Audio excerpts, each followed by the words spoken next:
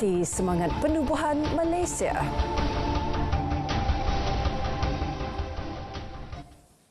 Berita tengah hari 16 September bersama saya, Hazel Desmond.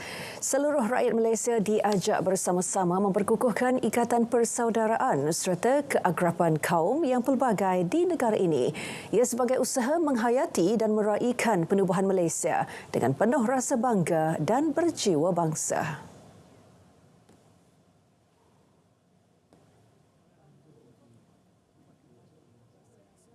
Dengan erti merdeka yang sebenar antara Tanah Melayu, Sabah dan Sarawak. Beliau turut mengajak rakyat mengenang jasa dan pengorbanan Perdana Menteri pertama Malaysia, Tunku Abdul Rahman Aputra Al-Haj dan tokoh-tokoh Sabah dan Sarawak yang telah menjayakan pembentukan Malaysia. Tautkan kembali ikatan persaudaraan dan keakraban kaum yang pelbagai di Malaysia. Hentikan sentimen 3R, raja, agama dan kaum yang hanya menjadi ancaman kepada perpaduan negara. Selain itu, seluruh rakyat Malaysia harus menghargai setiap perkara yang negara miliki melalui semangat kebersamaan kerana kekukuhan dan kemajuan dikecapi negara adalah hasil perjuangan bersama. Katanya, Hari Malaysia harus menjadi medan untuk mengintegrasikan Sabah, Sarawak dan Semenanjung ke arah agenda pembangunan yang lebih berdaya maju demi kelangsungan negara bangsa Malaysia yang tercinta. Sementara itu, menerusi hantaran di Facebook, Timbalan Perdana Menteri Datuk Seri Dr. Ahmad Zahid Hamidi turut mengajak rakyat menghayati erti sambutan Hari Malaysia yang bersejarah. Walaupun lahir dari pelbagai dan berbeza latar belakang, bukan bermakna ia menjadi kekangan untuk semua mengekalkan keharmonian yang utuh terjalin dalam kalangan keluarga besar rakyat Malaysia. Justru beliau mahu semarakkan sambutan Hari Malaysia tahun ini sebagai bukti kecintaan pada negara. Seiring dengan tema sambutan Malaysia Madani, tekad perpaduan penuhi harapan. Marilah kita bersama-sama senada sehati sejiwa memupuk perpaduan nasional, menyemarakkan lagi keharmonian masyarakat berbilang kaum. Dan kita semua anak Malaysia. We are stronger together. Unity in diversity. Selamat Hari Malaysia.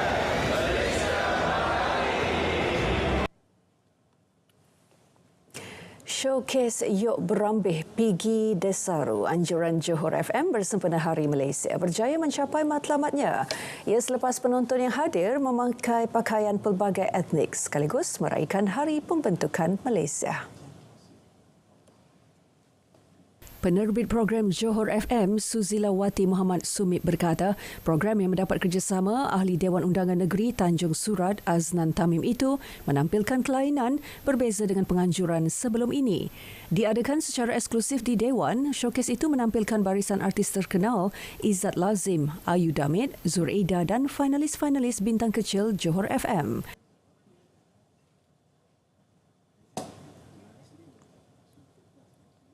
Dan apa yang istimewanya untuk showcase Yok Berambih Pigi Desaru ini, selain daripada lagu-lagu popular yang dibawakan oleh artis-artis ini, mereka juga bakal membawakan lagu patriotik dan dalam masa yang sama mereka juga bakal membawakan lagu Sabah, etnik Sabah dan juga lagu Sarawak. Showcase bermula 9.30 malam itu dihadiri kira-kira 300 tetamu jemputan. Sementara di Negeri Sembilan pula, Jam Box at Nilai dengan kerjasama Negeri FM menganjurkan konsert ekspresi Malaysia at Jam Box Nilai 2023. Exco Pendidikan dan Modal Insan Negeri Sembilan, Dato' Ismail Lasim berkata, kolaborasi antara agensi kerajaan dan swasta dalam menjayakan program sambutan Hari Malaysia amat digalakkan. Jelas beliau, kerjasama tersebut perlu terus diperkukuh sekaligus dapat menyemarakkan lagi semangat perpaduan dalam kalangan rakyat di negara ini. Kita kena ambil peluang ini untuk sama-sama mengadakan program-program untuk sambutan. Dan sekaligus di peringkat Jam Box ni dapat menarik rakyat dari pelbagai lapisan untuk sama-sama meraihkan sambutan Hari Merdeka dan juga Hari Malaysia ini dengan program-program yang telah mereka aturkan. Sementara itu, Ketua Pegawai Eksekutif Gembox, Datuk Seri Dr. K.C. Lee berharap dengan penganjuran konsert sempena sambutan Hari Malaysia 2023 ini dapat mengingatkan kembali hari bersejarah 16 September 1963 khususnya bagi golongan muda. Kerana Merdeka Day dengan Hari Malaysia sangat dekat. So kita celebrate two program besar sekali dengan RTM. So we hope that we bring all the crowd, not only Line, but all the Negeri Sembilan crowd. Kerana kita tahu bahawa lokasi Gembox ini sendiri adalah satu lokasi yang amat strategik, terletak di tengah-tengah di antara Bandaraya Seremban dan juga amat dekat dengan kawasan Lembah Kelang. Jadi tarikan-tarikan seperti ini saya yakin mampu menarik lebih ramai pengunjung. Konsert Ekspresi Malaysia turut menampilkan persembahan nyanyian daripada artis tempatan seperti Dato' Ito dari kumpulan Blues Gang, Waris, Aaron Jezzel, Aidilia Hilda dan barisan penyampai Negeri FM iaitu Nen Tebabo, DJ YK dan DJ Fazril Amri. Di Johor, seramai 600 peserta terdiri daripada anak muda mempersembahkan tarian dan nyanyian sejauh 1 kilometer sepanjang Sungai Setget, Johor Bahru. Sempena program Keretapi Sarung KS Johor 2023, persembahan kilat berkumpulan anjuran Iskandar Youth Hub itu membawa tema etnik sesuai dengan sambutan Hari Malaysia hari ini. Ketua Pembangunan Sosial IRDA Raja Taufik Azad Ahmad Suhaimi berkata, program itu diadakan untuk menyemarakkan lagi semangat kekitaan di kalangan masyarakat, khususnya golongan belia.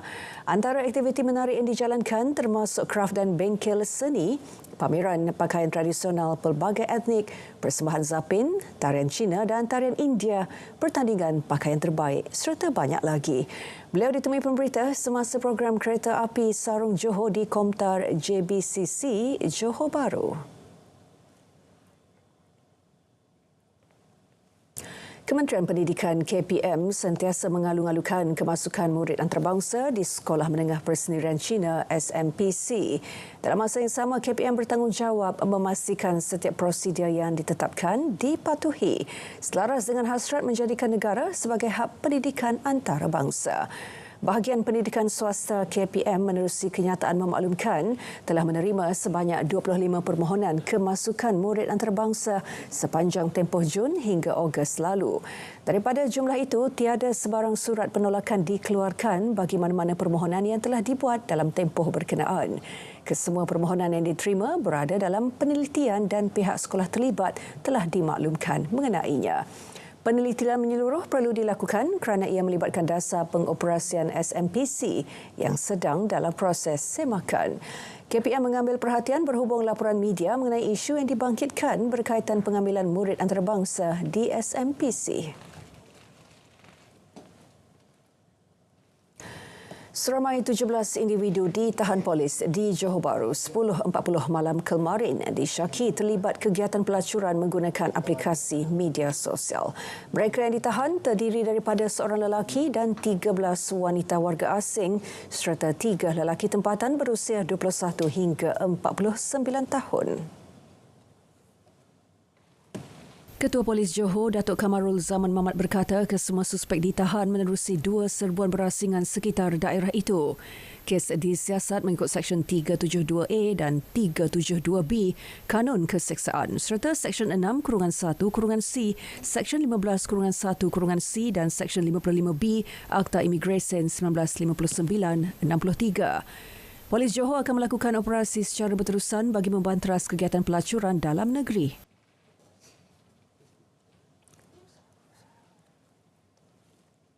Jenazah 3 sekeluarga yang maut dalam kemalangan membabitkan kenderaan pelbagai guna MPV dengan sebuah lori di Kemaman Terengganu selamat dikebumikan dalam satu liang lahat awal pagi tadi.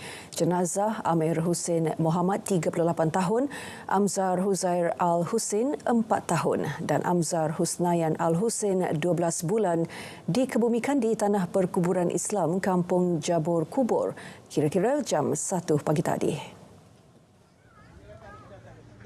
Sebelum itu, semua 3 jenazah dituntut ahli keluarga mangsa selepas selesai proses bedah siasat di unit forensik Hospital Kemaman kira-kira jam 12.10 malam. Jenazah kemudiannya dibawa ke surau Jalan Datuk untuk disembahyangkan dan suasana hiba mula dirasai seluruh ahli keluarga lain sejurus van jenazah tiba di tanah perkuburan itu. Isteri kepada Amir Hussein, Nur Hafizah Shazwa Harun dan seorang lagi anak perempuannya, Amzar Husniah, tidak hadir kerana sedang menerima rawatan di Hospital Kemaman dan Hospital Sultanah Nur Zahirah, Kuala Terengganu. Kira-kira 200 ahli keluarga, waris dan orang ramai hadir untuk memberikan penghormatan terakhir dan proses pengebumian selesai dilakukan sepenuhnya jam 1.30 pagi tadi.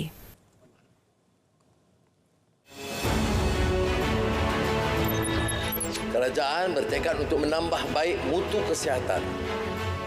Kertas putih kesihatan yang telah dibentangkan di Dewan Yang Mulia pada 15 Jun lalu menyasarkan reformasi untuk dilaksanakan dalam tempoh 15 tahun melalui anjakan utama pengukuhan perkhidmatan penjagaan kesihatan. Sebanyak 1,200 klinik daif di seluruh negara kena naik taraf untuk tempoh 2023 hingga 2025 bagi menjamin mutu perkhidmatan.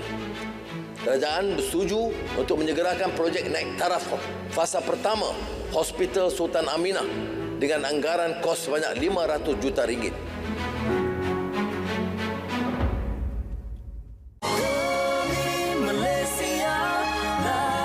Dr. Zaliha binti Mustafa, Menteri Kesihatan anda ingin mengucapkan selamat menyambut Hari Kebangsaan dan Hari Malaysia 2023. Malaysia Madani, tekad perpaduan, penuhi harapan.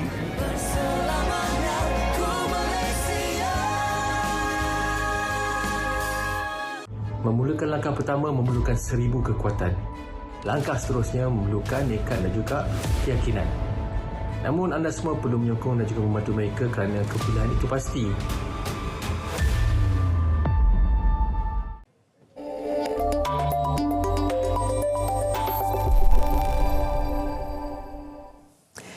Sektor halal dilihat sebagai sektor yang mampu meningkatkan ekspor Malaysia.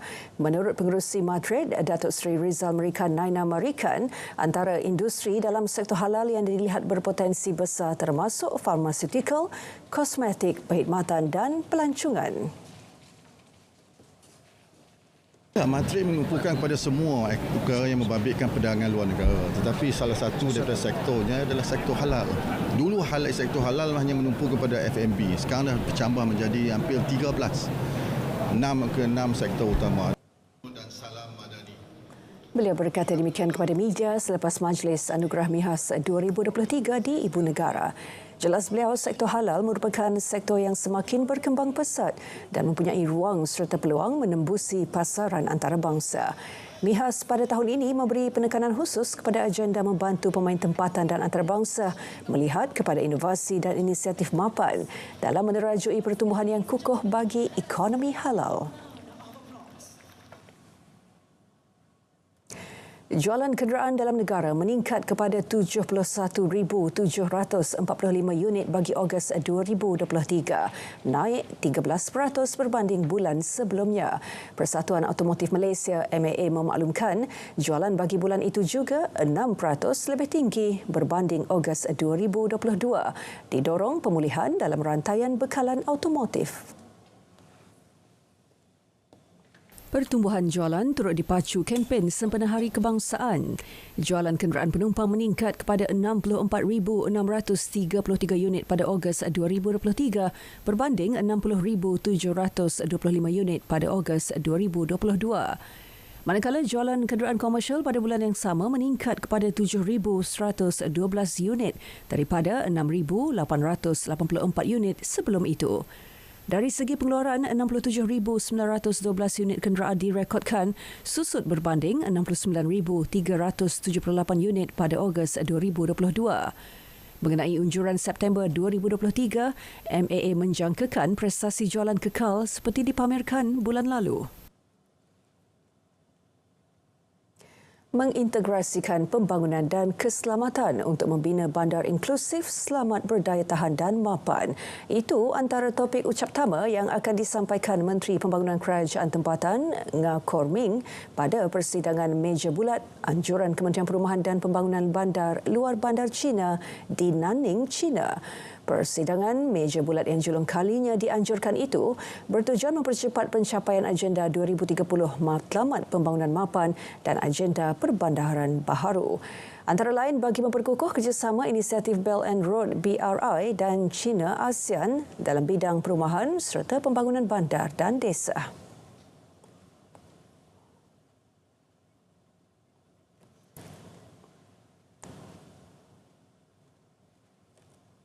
Untuk membuat teknologi transfer, membantu Malaysia membina bandar pintar dan khususnya menjalinkan kerjasama antara Shanghai dengan juga Putrajaya. Kedua-dua bandar ini boleh dijadikan twin cities supaya sistem smart cities ini yang telah pun terbukti berjaya di Shanghai, orang panggil Shanghai the Magical City of China, akan dapat dilaksanakan juga di Putrajaya. Terdahulu beliau mengadakan lawatan penanda aras ke bandar Shanghai selama 3 hari bermula 12 September bagi menyaksikan revolusi teknologi dan aplikasi pembangunan serta pemantauan bandar pintar. Bandar Shanghai merupakan bandar dengan jumlah penduduk ketiga tertinggi di dunia dengan seramai 24.89 juta penduduk pada tahun 2021. Selain kepadatan penduduk tertinggi di China, Shanghai juga digelar bandar paling pintar dunia bagi tahun 2022 dan 2023 oleh Juniper Research.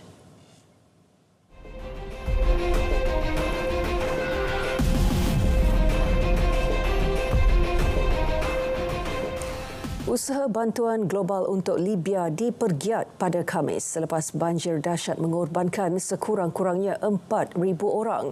Menurut Pertubuhan Meteorologi Sedunia WMO, kematian berskala besar itu boleh dielakkan jika sistem amaran awal dan pengurusan kecemasan berfungsi dengan baik di negara bergolak tersebut.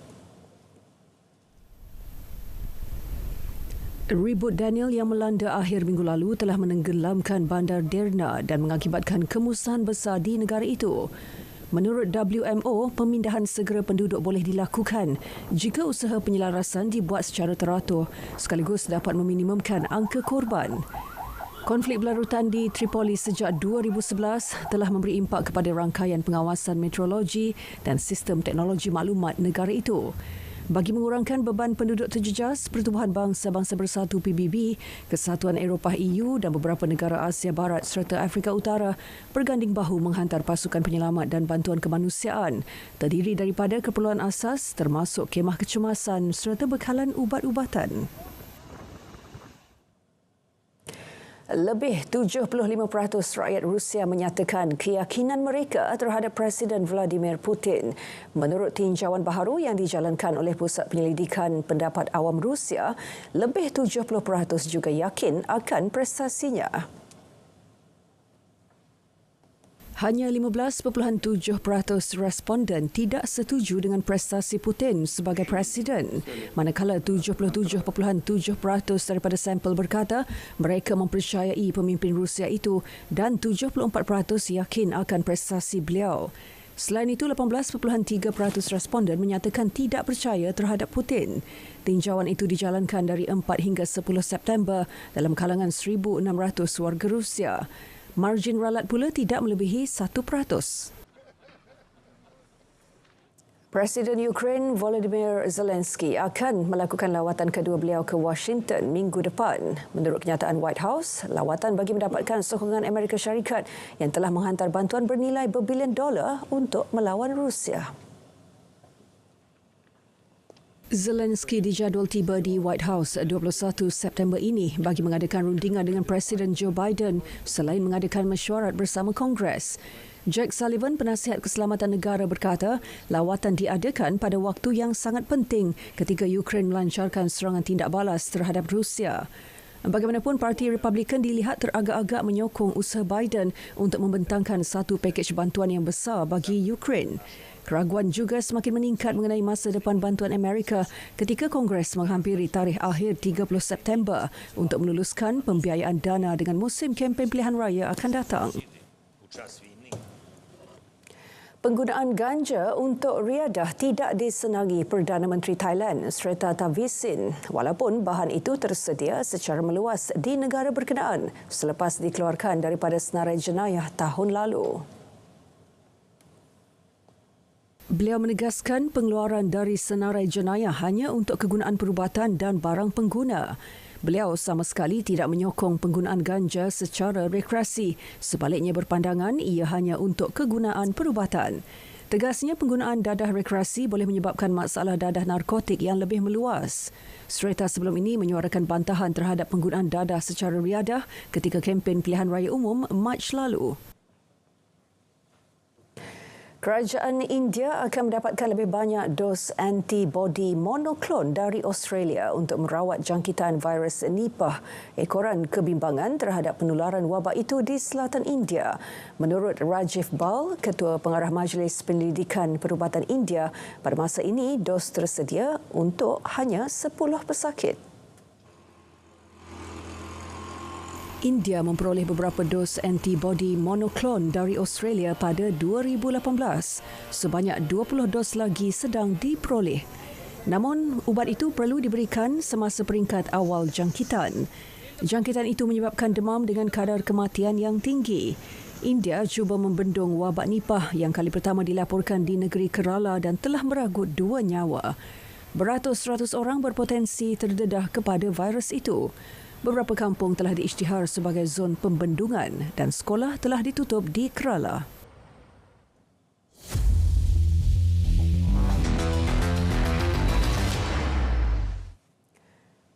Saingan Liga Malaysia musim depan akan diubah mengikut kalender Konfederasi Bola Sepak Asia AFC. Ketua Pegawai Eksekutif MFL, Dato' Stuart Ramalingam berkata, ia bagi memastikan jendela perpindahan liga tempatan selari dengan liga antarabangsa. Jelas beliau, MFL kini masih dalam perbincangan bersama kelab bola sepak tanah air untuk memulakan perubahan itu.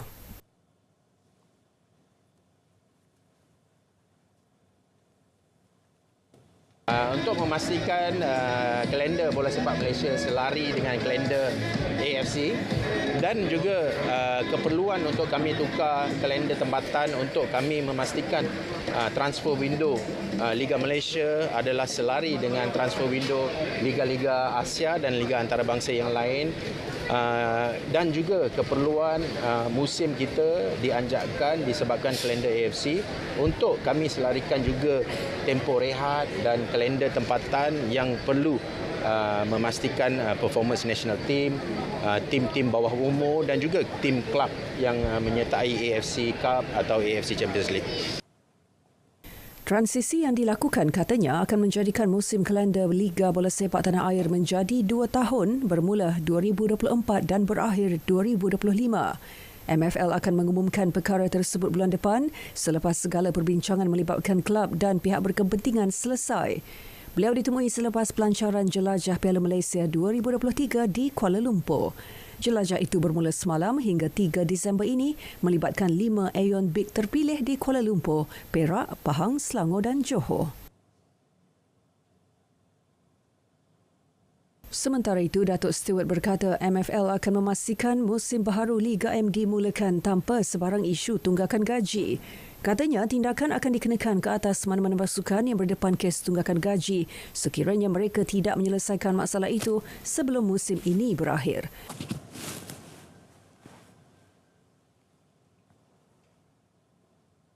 Dalam musim ini kita tahu Kelantan that has been the viral case, tetapi kami harap pasukan Kelantan boleh selesaikan perkara ini sebab pasukan Kelantan tiada masalah tahun lepas mengenai perkara ini dan telah berlaku tahun ini dan kami harap Kelantan dapat selesaikan sebelum hujung musim. Musim lalu, MFL menolak permohonan lesen 2 pasukan iaitu Melaka United FC dan Sarawak United FC untuk bersaing dalam Liga Super musim ini akibat dibelenggu isu gaji dan masalah kewangan. Aksi Piala Malaysia 2023, Sabah FC gagal memanfaat kelebihan bermain sendiri di halaman sendiri apabila sekadar seri 2-2 menentang Perak FC pada suku akhir pertama di Stadium Likas malam tadi. Skuad Badak bermula garang selepas penyerangnya Darren Lock memperoleh gol seawal minit ketiga apabila tanggudukannya berjaya menewaskan penjaga gol pasukan lawan T. Saheshwaran. Pasukan pelawat bangkit menyeimbangkan keadaan dan tidak menunggu lama bagi merapatkan jurang hasil rembatan kencang pemain import Luciano Goicoechea pada minit ke-9. Rentak permainan semakin rancak dengan kedua-dua pasukan melakukan beberapa percubaan namun kedudukan kekal 1-1 sehingga tamat separuh masa pertama. Bersambung babak kedua, Sabah hanya memerlukan seminit untuk kembali di depan menerusi tandukan Raymond Mercado yang menerima hantaran Sadil Ramdhani. Namun kegembiraan penyokong tuan rumah tidak kekal lama apabila skuad The Boss Gyrus berjaya menyamakan kedudukan pada minit ke-54 hasil rembatan Wan Zek Haikal Wan Nor. Keputusan 2-2 kekal sehingga tamat permainan.